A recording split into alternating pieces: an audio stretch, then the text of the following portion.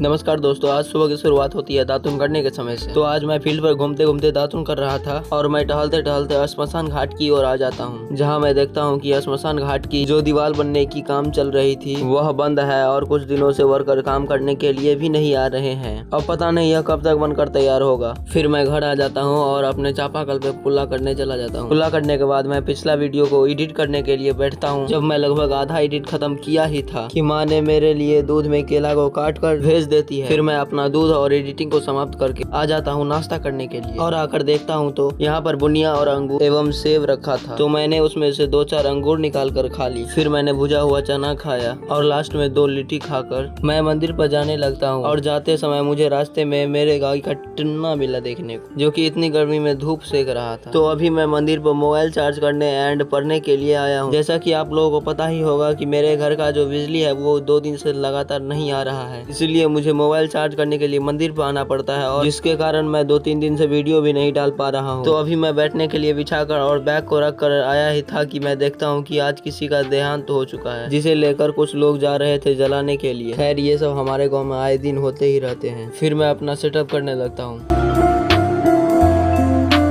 कि तभी इस पगली और का एंट्री होता है। फिर मैं इस दोनों को बोलता हूँ कि शांति बना कर पढ़ो, नहीं तो भगा दूंगा यहाँ से। फिर कुछ समय पढ़ने के बाद मैं अपना सामान सब उठाकर बैग में रखने लगता हूँ।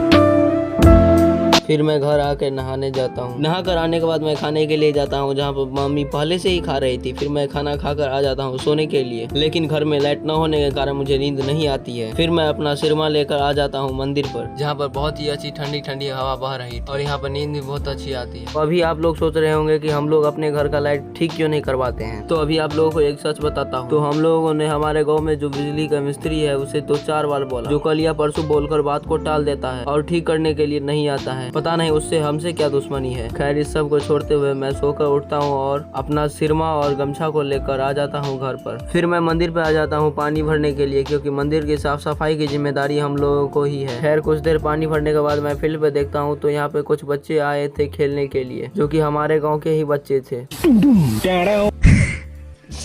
फिर मैं इन सब के साथ थोड़ी मस्ती करता हूँ। क्या रे भिख मंगिया, क्या देख रहा है? फिर कुछ समय बाद देखता हूँ तो आसमान में बहुत ही काले काले बादल आ चुके थे, जैसा लग रहा था कि बारिश आज भी होगा।